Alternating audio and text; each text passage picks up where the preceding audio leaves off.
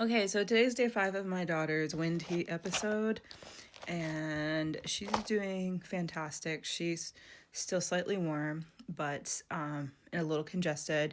But again, 5 days in, nothing has traveled into her chest. She's also got more pep. She's definitely feeling better overall. So by Monday, she'll be good to go back to school. Now, me and my son, we are on day 1 because we got sick. And the interesting thing as a practitioner of Chinese medicine is to observe how all 3 of us are experiencing this differently. My daughter was mostly nasal congestion and fever, okay? My son, he has copious amounts of mucus coming out of his nose, but not like a runny nose. It's a very, very congested. But when he blows his nose, it's like a ton of snot is coming out. He is also feeling very an aversion to air blowing on him, so we had to cut off the overhead fan. He's very warm, so there's that going on.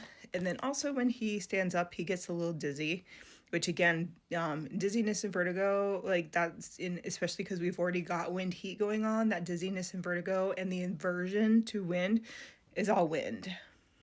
For me, I woke up with a lot of mucus in my throat, and so I was coughing a lot, just trying to break that up.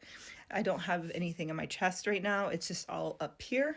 I actually have no nasal congestion also. I'm just feeling slightly warm. So I think this is more of like a postnasal thing going on. And then the other thing, though, for me that my children are not demonstrating, because this is something that's already a pattern that's already going on, but it's becoming worse because of the heat from the wind heat. And that is what we call liver qi constraint. I already am like a bubbling cauldron of emotions because of the frustration of just kind of like the situation I'm in. And, just between what's going on in the world around me, what's going on in my personal life, like I'm already feeling a lot of feels. And then now adding this on top of it, I am literally like feeling like a bomb about to go off. So like if someone says the wrong thing or someone looks at me a funny way, like I'm literally just like, don't mess with me. So kind of like emotional PMS, but it's not that time of the month.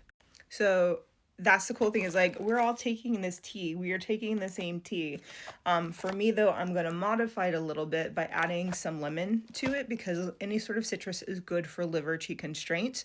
Also, I'm going to do some Chinese longevity exercises. They're very low impact, gentle movements that help circulate qi. So that's going to help me regulate my emotions better.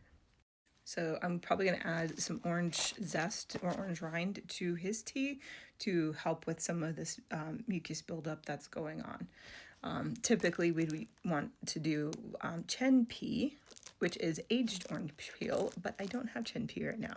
So we're going to do the fresh one. So that's the beauty of Chinese medicine is like instead of, again, spending a shit ton of money on supplements and over-the-counter medications that don't really do a whole lot. Like they can help with some of the symptoms, but they don't do anything for the patterns that are creating the symptoms. Chinese medicine handles the patterns. Once the patterns get corrected, then the symptoms go away. Okay? This is ancient medicine that still exists for a reason. So I will update you guys tomorrow.